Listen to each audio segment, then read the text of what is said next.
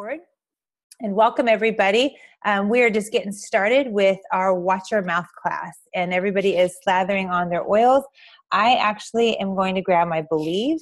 I have, Live Your Passion. I have frankincense on, and now I'm going to rub on some Believe because come on, why not, right? When I started writing this class, I love having like a catchy little story or something fun to start off with. Guys, I have no idea how to dive into this topic. Nothing super catchy, nothing super funny. It's just, we need to just get after it, and we're going to dive in. Watch Your Mouth is really something that I felt that God gave me after I wrote the Brain Detox class, because I realized we can go through and we want to detox our brain and we want to change how we think. And yet push comes to shove and we go, wait, okay, how do I say that again? And we don't quite know what to say. Here's the thing. And maybe some of you guys are like this, and feel free to, chat, say, yes, that was me too. I grew up with negativity spoken over me constantly from my mom. She did. I always say this, guys, I love my mom, and she probably will watch at some point, but it's not, she didn't know what she was doing. She did the best with what she could, right? She grew up in negativity. Her mom grew up in negativity, and so on. My mom actually did much better than my grandparents. But over extended family members, over friends, I attracted those kinds of friends, teachers, this sort of thing. I've now watched as an adult, you guys know that I was a hairdresser for 100 years. And I watched people. I watched when I would cut kids' hair, I watched how their parents spoke to them, and I would cringe. And sidebar, for any of you guys who have kids, for the love, if you take nothing else away from this class, can you please be kind to your children when they go get their haircut? Can you please not make them get a haircut? Like for you, for the kid and the hairdresser, there, that's just my little sidebar, a little PSA for all of us hairdressers out there. But I watched parents, I watched teachers, and you guys, I even have watched youth pastors speak nothing but death over kids and students in the form of, oh, I'm just being funny. Oh, I'm just kidding. I'm just being sarcastic. If you guys remember from the Brain Detox class, and if you haven't watched that, go back. It's on YouTube. Go watch it. It's worth your time. None of this will make much sense if you don't understand how to stop the nonsense. But the thing is that our brain doesn't differentiate between sarcasm, kidding, joking. Our brain is very literal. God designed us to be very literal people. And so as we dive in tonight, I want you guys to be thinking about that. If you believe that the phrases that what you think and what you say can really alter your body and your thoughts, then here's the thing. You're going to be wanting to watch your words even closer. Our thoughts are powerful. We talked about this before. Our thoughts have merit. Our thoughts create feelings and physical reactions in our body that in turn cause us either to respond positively or negatively. When we think about something that makes us excited, we physically feel it. When we think about something, like some of you guys have a 9-to-5 job that is not your favorite, so on Sunday night, you have Sunday night blues. You think, ooh, I'd rather not work there. And so you start to physically feel different. We cannot rely purely on our thoughts, though, guys. We can't just think things and then all of a sudden all this stuff happens. We have to take those thoughts that we're thinking and we have to translate them into our words. And eventually those words will come into order and they'll manifest into our actions, into our ideas, our goals, and our intentions. So let me say it another way. So yes, we need to detox our brain. We need to change our thoughts, but we need to make sure that those thoughts make it to our mouth. And so that's why we need to watch our mouth. This means we have to be very careful with our words. Choosing to speak only that which it works for the benefit, towards the benefit, for our highest good, for the highest good of those around us. You guys, we must choose our words carefully when we speak to and about others. Every word we speak is a prayer of prophecy. That's Bible right there. Every word we speak is a prayer of prophecy. There's over 100 verses of scripture that speak about our tongue and the power of our words. Simply put, we're created beings. We're created in the image of God. With a word, he spoke the entire universe into existence. We have his power in us, the same power that raised Jesus from the dead, Ephesians tells us, and it really starts with our words. As we've talked about in the past, being transformed by the renewing of our mind really starts with our thoughts, but then it flows to our mouth, which flows to our actions. Let me read a couple scriptures for you guys in case you're thinking, because I've spoken to a lot of people that are like, I don't know, this sounds a little hippy-dippy. Listen up, this is thousands of years old. Proverbs 18 says, death and life are in the power of the tongue, and those who love it eat of its fruits. Ephesians 4:29 says, let no corrupt talk come out of your mouth, but only such as good for building up as fits the occasion, that it may give grace to those who hear. I must tell you, those of you guys who have known me for 5 minutes know that I have 5 kids, and they're my guinea pigs. I try all my new material on them. My good, funny material. I'm not a comedian by trade, darn it. That's actually what I feel like I should be, but look, I'm only 44. I got years. But I try all that material on them, all this kind of stuff. And the first thing that I started speaking to my kids is, guys, we have to be careful with our words. We must not let any corrupt talk, any coarse joking come out of our mouth, only for what builds each other up. And if you guys have kids, or maybe you have siblings, I'm an only child, so I don't understand the whole sibling dynamic. But if you have kids or you are a sibling, you understand that really speaking words of life, it's huge. Only those that give grace to the hearers. In our family, we don't say the word teenager because it automatically gives a bad connotation for that age group. And we don't say, well, that's just how siblings are. That's delightful, but that's not how siblings are in my family. Proverbs 12 says, there is one whose rash words are like sword thrusts, but the tongue of the wise brings healing. I'll say that last part again. The tongue of the wise brings healing. I've mentioned in the past, and if you guys follow me on social media, I see over and over folks who are sick, really have troubles. And with all kinds of nonsense, not just winter nonsense. And I wonder if they had a wise tongue, would they bring healing on their own bodies? Has somebody spoken sickness over them? When we first started having kids, I didn't know, again, I'm an only child. I didn't know that siblings pass around sickness. And some of you guys were like, what? And for real, guys, I did not know this until my sister-in-law, my little boy was sick, or he's 16 now, but she says, oh, well, okay, it's been about 48 hours, so hopefully you and Mark won't get it. And I'm like, wait, that's a thing? Before that, Mark and I never caught anything that he caught. Does that make sense? Until it got in my mind, I'm like, oh gosh, we can catch what I know that sounds so silly and probably super elementary, but in my mind, that was his issue. That wasn't mine. But how many of you guys, when it comes to illness, are like, oh crap, I hope this sickness doesn't pass around the family? Well, guess what? It's about to. Instead, and we'll talk about this in a minute, it's okay, we walk in perfect health. I don't know what your problem is there. We all walk in perfect health. Maybe you need to wash your hands more, stop licking things. I don't know. Those are just a few scriptures that speak on the power of the tongue. You guys can use the magic Google, and just type in scriptures on the tongue. And you're going to come up with at least 100. Every day as we walk out what the Word of God says, we need to have practical tools, practical words. Because frankly, if you walk around speaking scripture to people, you're going to sound crazy, right?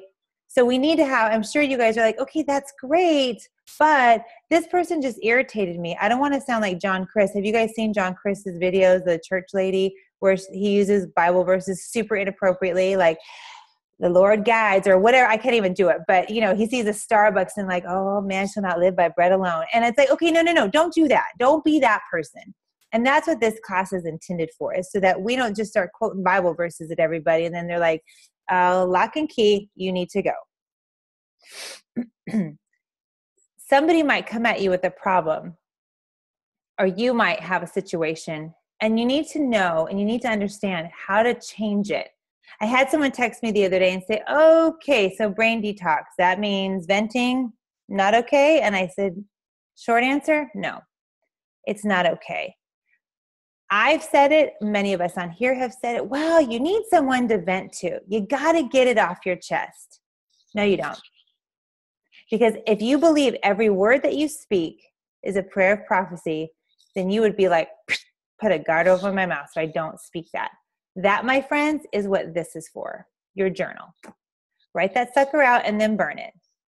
That's what your God is for. You pray, and I can't believe that person, and blah, blah, blah, and you're just talking to God. He's like, there, I know. And you get it out, and then you remember, okay, let's speak some truth into the situation. Daily, hourly, some of us, minute by minute, we got to check our words. In the English language, we use many negative terms that describe everyday actions. I'm hungry. I'm tired. The word am denotes a constant state of being. I'm a homeschool mom, so I'm kind of a nerd. So I'm going to get a little English nerdy on you. But it denotes a constant state of being. It's in the present tense. I am is in the present tense. It's an active mood. So any of you English majors out there, you understand what I'm saying about this. It means that we're always amming. I am saying I am always hungry. I'm in a constant state of hunger. I'm in a constant state of tired. New moms who have little ones, we're like, oh, I'm just exhausted.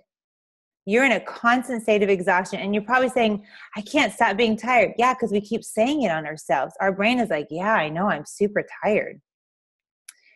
We're always hungry. We're always tired. We're all whatever. We aren't, but our brains think that because it's what we're saying. It's what we're thinking. If you just look at English as it's written very negatively. Many languages, for those of you guys who speak other languages, Spanish, French, any of that, they don't have verbs. They don't have verbs. They don't have verbs like being, been, am, are, is, those types of things. It's I hungry. I have hunger. I tired. And it sounds normal to them. If we went around saying that, it would be like, okay, what are you, 2? But really with little kids, because they're very literal, they are actually speaking correctly. They're speaking the way our brains are designed to speak. We teach them how to be in a constant state of fill in the blank. Remember, our brains take the path of least resistance and create shortcuts to understand and make sense of the world around us. So then as we speak, remember, if we say I am, we want to use that verb in a way that says something that we want to constantly be. I'm amazing. I'm loved. I'm worthy. I'm valued. And some of you guys are hearing me say that and you're like, yeah, you are, Jen Weir. And I'll say thanks. But you might be saying, I'm not. You have that inner roommate that's telling you those lies. And we're going to deal with that roommate. So tell it to pipe it. Let's finish. We call these statements affirmations because they affirm something to be true in our lives.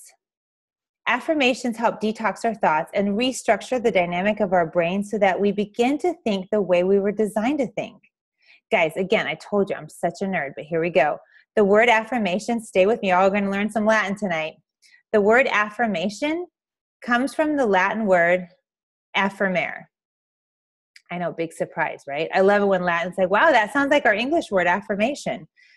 It originally means, write this down. You're going to want to write this down. So just go ahead and do it. It originally means to make steady or to strengthen. So as you're saying affirmations, you are making steady, you are strengthening your brain, your mind, your soul, your spirit, all different, guys. You're strengthening your brain and your resolve. Affirmations are a form of autosuggestion. When practiced deliberately and repeatedly, they enforce those chemical pathways in the brain, strengthening those neural connections.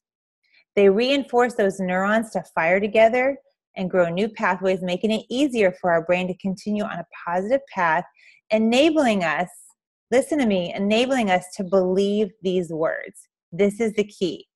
So it's almost like you have your thought, you detox your brain, you have good thoughts, right? And then your brain's like, I don't feel amazing. But then we say, I'm amazing. Your brain's like, I don't feel amazing. But we say, no, I'm amazing. And it's back and forth. And it's like this loop.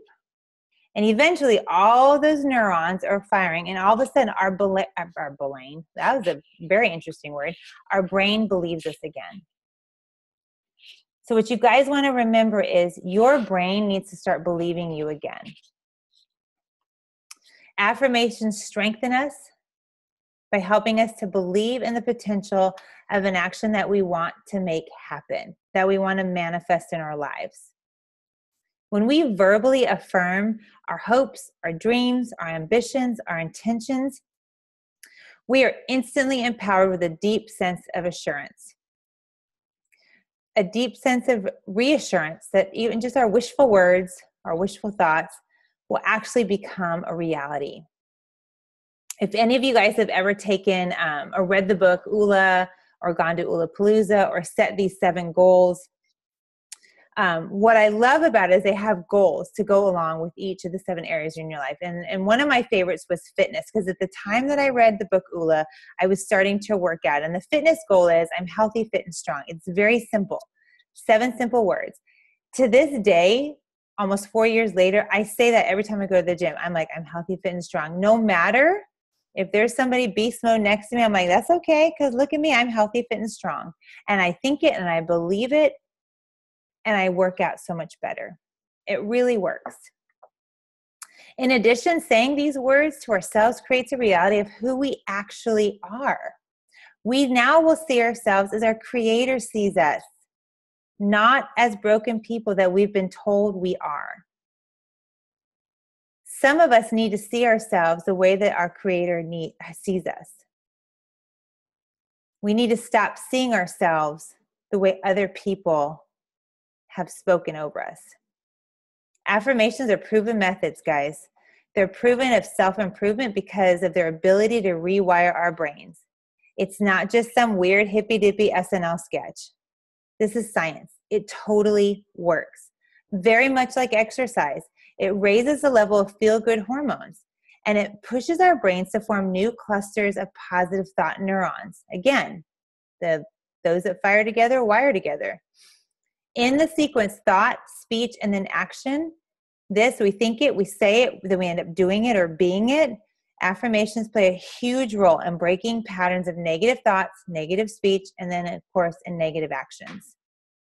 And that's why we're doing this class after our brain detox. Guys, we influence our world word by word. I have a commitment my kids can tell you. My mom's changing the world one Facebook status update at a time, and that is the honest to God truth. When I post something, even if it's super funny, even if it's a picture about my husband working on my silly laptop, it's to change the world. It's to change how we view things. My goal every time I see somebody is I want them to think better about themselves and the world around them. If we say something positive or negative, it will dictate to whatever we're saying. When we utter a sound, for those of you guys who understand frequency, when we utter a sound, we emit a sound wave into the world, into the universe. That sound wave pierces the air, and it becomes a real object. It's tangible. If anybody likes, this is going to be embarrassing, but I'm a huge fan of rap music. I am a white girl that grew up in Southern California, and I do love me some rap music. Don't judge. But it's that bass that I love. I can feel that music. If anybody else is a little white girl from California, you understand what I'm saying. Snoop Dogg. Anyway, moving on. But that bass, you feel that music. It's the same thing with our words. It's a thing. It's something you can feel. It exists in our world. It's we can't touch it and we can't see it, but it's still a real object. Just like the wind. Although tonight you can feel the wind outside, I guarantee. So our words are not empty words. There is no such thing as empty words. Every syllable we speak engages energy towards or against us. I'll say that again, and I hope you write this down. Every word that we speak will engage energy either towards us or against us. Let me give you an example that comes up in my little circle all too often, and really over my 20-something years of adulthood. I hear people say things like this: well, I'm screwing up my kids anyway. Cancel that. So why do we say these types of things? I believe it's because our culture doesn't think that I believe our culture doesn't believe it's amazing, or capable of raising amazing, powerful, and strong, and confident, and mentally healthy kids. Do you guys believe that, for those of you who have kids? Do you guys really believe you have the capability to raise, I'll say it again, amazing, powerful, strong, confident, and mentally healthy kids? I promise you, if you know the God I know, you're very capable. You're more than capable. If you don't have kids, here's another example that this might suit for you. That person is so amazing. I'm sure you're like, that's not a negative word, Jen Weir. It sounds harmless, right? But here's the thing. Under those words, particularly as women, for us women that are watching, the next statement that doesn't come out of your mouth, because that sounds super weird, is that pesky roommate that says, I could never be that amazing. I see someone doing whatever. That person, she's such an amazing runner. And in my mind, I'm thinking, I could never be that fast. We immediately compliment somebody, but in ourselves, we're amazed because we're not that amazing. Rather than looking at how incredible we are in our own right, and our own gifts and our own talents. I realized that when we started homeschooling our kids, many people would say to us, wow, good for you. Wow, that's something. I could never do that. And I would be offended because it was always like that public school mom versus homeschool mom. And I'm like, yeah, we all just get along, pulling a Rodney King over here. But I'm like, come on, guys. And then I realized it was because they really didn't think they could do that. And now if somebody says that to me, I say, you know what, you're right, you couldn't, because you don't think you can. If you think you can, you could. It's just a skill. If you taught your kid to go poop in the potty, I guarantee you can homeschool them. Calculus ain't got nothing on that. So take a minute now, and I want you guys to write down, I will time you. Take a minute and write down all the ways that you have said, I can't, in the last 24 hours. Maybe in the last 5 days. If you're like, I can't think of something. Up, there it is. You just thought it. So all the ways that you have said, I can't. Even the things like, I can't play that game with you right now. We're going to talk about that. We're going to choose our words better. So let me set a timer. For those of you guys watching on YouTube later, we're going to have about 1 minute of awkward silence. I'm going to need you to be okay with that. Actually, you can watch me drink my tea.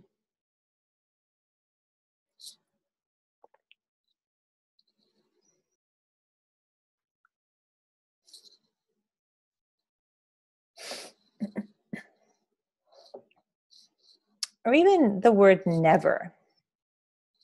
Think of that word too.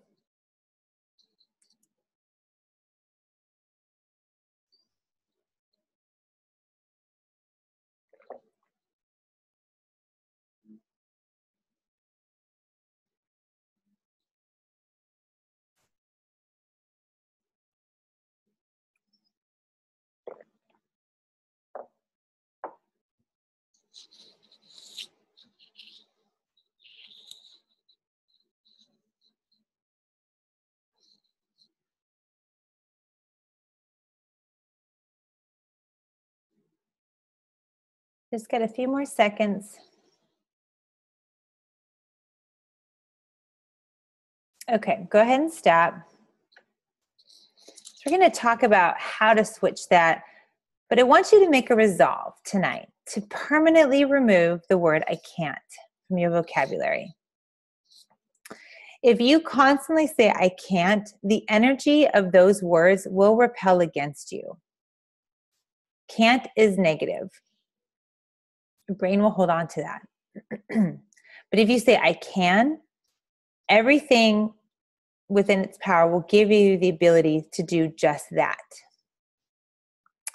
Rather than saying I can't, maybe switch it even to I will find a solution. I can find a solution.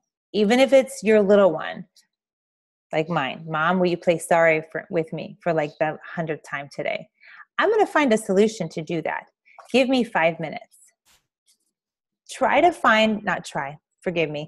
Find a way to say yes more often or to change your vocabulary. As we start to write our new affirmation in a few minutes, use these statements to get you started. I'm going to read a few statements to you guys as we walk through an exercise to do this. I want you to think about this. I am, I have, I create, and I love. And yes, I see Kathy said I was just going to ask about try. It's do or do not. I mean, Yoda, one of the most brilliant people of all time, he's not even a people, he's a Muppet, whatever. But it's do or do not. There is no try. For those of you guys who are in Young Living, you've heard Marcella von Harding speak. She talks about that, try to stand up. You either stand up or you don't stand up. So one of my, and I say this very tongue-in-cheek, one of my favorite things is when people say, oh, I'm going to try to come to your class. Okay, I'm going to write you down as a no then, because you're not. Just tell me no. If I'm going to try, no, you're not. We don't try. When we say we're going to try, our brain is like, oh, yes, there's my out. Perfect. Okay, when we write our affirmations, use the present tense positive verbs. Avoid words like never, can't. Tell your brain the truth in advance. Some of you know our story with our son who had cancer, and he's totally fine now. I always have to say that. But a couple summers ago, we realized that he really had blocked out that time. He had a lot of emotional trauma from it. And frankly, he was pissed off at us. Like, he did not like us. He stopped saying, I love you. He stopped giving us hugs. And that's hard. Most parents would go, well, he's 14. What do you expect? No. In my family growing up, you hugged and kissed my grandma and grandpa every time you walked in that door and every time you left. That's just an expectation. Because whether you like it or not, whether you feel it, that's a form of affection. And so as we dove in more, we found that he was super, super angry with us because of the cancer. He thought it was our fault. He thought it was us making him walk through this time. So we said, buddy, we need you to say, I love you, Mom and Dad, every night before you go to bed and before you leave the house. Just because you don't feel like saying it doesn't mean it's not important. And by the time, if you keep saying it, your brain will catch up and you will feel it. And guess what, guys? He says it all the time now. And I know he means it. I know he does. Also, we made him give us a hug every night. And I sometimes would hug him for 20 seconds. And he's like not a touchy-feely guy. I'm like, look at all those feel-good feelings. You're going to love it. He's like, Mom. Now he just laughs at me. But I'm telling you guys, as we walk through these affirmations, your brain might tell you all kinds of nonsense. And I'm going to tell you to tell that inner roommate, pipe it, put your oils on as you write these statements. So let me share with you, I should count. I don't even know how many I wrote down. So just bear with me. See if any of these resonate with you, and then we'll open it up for some questions, okay? I'm the architect of my life. I build its foundations and choose its contents. I'm brimming with energy and overflowing with joy. I'm healthy. My mind is brilliant. My soul is tranquil. I have nothing but positive thoughts. I have been given endless talents, and I use them effectively every day. I am forgiving. A river of compassion flows through me. This is a great one to say if you're in traffic, by the way. Just FYI, you can put that one on your dashboard. I have the qualities needed to be successful. For those of you guys who you run your own business, something simple is my business is growing, expanding, and thriving. My business grows with grace and ease. My business flows through me like a river. Creative ideas continually flow from me. I have an abundance of creative energy. I conquer my challenges. My potential to succeed is infinite. If you're hearing me and you're writing these down, say them out loud. Notice how your body feels when you say these things. If you're unemployed, these might be for you. I am finding the perfect job for me. I am courageous and stand up for myself. I have positive thoughts. I create new positive habits. My life is plentiful with prosperity. I'm going to pause right there because I know there's some Christians watching and maybe watching later. They're like, she just said prosperity gospel. Number one, let me just Heisman you on that and we're going to do timeout. Prosperity gospel is saying the only way you can be saved is if you give me money. That's the definition of prosperity gospel. So we're going to stop that.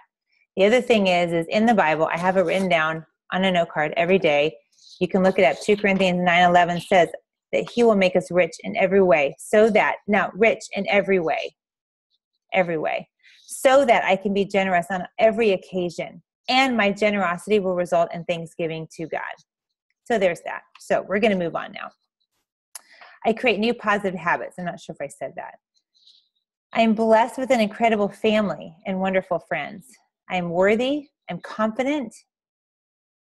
Everything that is happening now is happening for my ultimate good. I'm a powerhouse. I'm indestructible. My future is full of hope. My dreams manifest into reality before my eyes. If you're single, this might be a good one. The perfect partner is coming to me and into my life sooner than I expect. I radiate beauty, charm, and grace. If you are struggling with health, you might say, I'm conquering this illness. I am fully restored to perfect health. I walk in perfect health. I am strong. My path is clear before me. I wake up with strength in my heart and clarity in my mind. I look forward to the future with joy. I'm at peace with all that has happened, is happening, and that will happen. My God is for me. My life is just beginning. My life is secure. I'm richly blessed. I create abundance in all that I do, and I create space for harmony. So now that you guys can see what affirmations look like, and there's so many, choose your own affirmations. Right now, what is something in your life that you want to see different? Write that down. And maybe if you want to share in the chat, go ahead, write that down. What are some habits that you want to see changed? What are some goals that you want to meet? You know, it's January, the 11th. We're 11 days into 2018. And I see people on social media making just amazing proclamations, doing all the fasts and all the diets and all the. I'm like, that's super. But if you haven't changed this, all the, next year we're going to be back here and we're going to be having the same conversation. And you'll be like, yes, I found this new thing that's going to work. Or if you have business, you know, you're taking this hustle or you're reading that book, but first fix this. And then your business will flow through you. Write them down, guys. What are your goals? And then let's speak the truth in advance.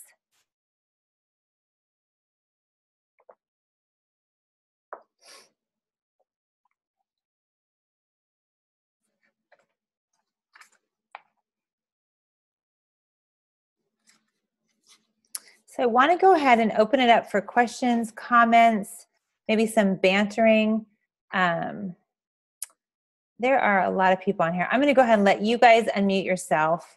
or comment in the chat and I can read questions. So go ahead.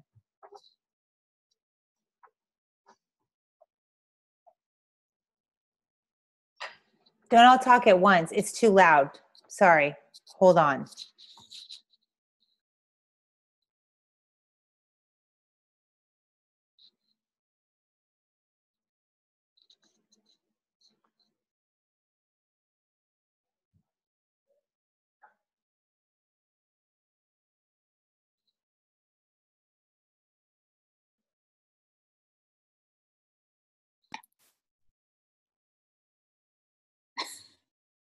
What are you laughing at, Krista? The other Krista. Oh. Okay, so I'm going to read that. I didn't pay attention to that. So Krista says, I need to be more exercised. I'm sorry, Krista, I'm not speaking that truth on you, girl.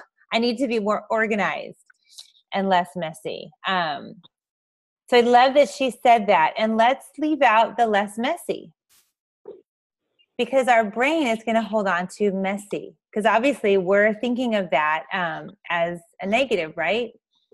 I mean, those are things that I have said.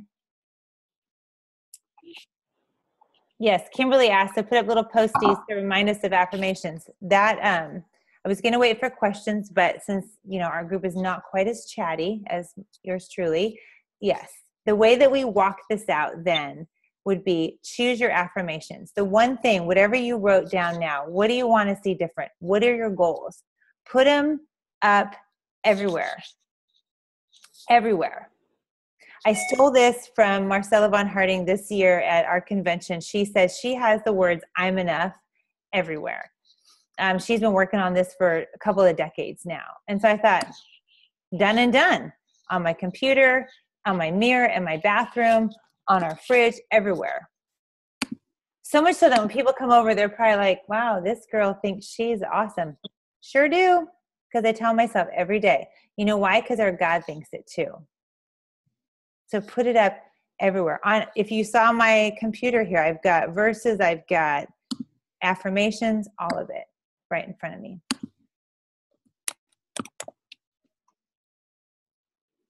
You're welcome, Karen, for the Brain Talks video.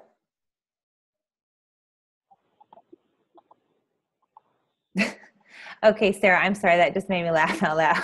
She says, I vacillate between I'm not enough and I'm too much. I'm not sure if it's the I'm too much. Like, I think I can be too much for folks, but yeah, nobody's ever too much. No one's ever too much.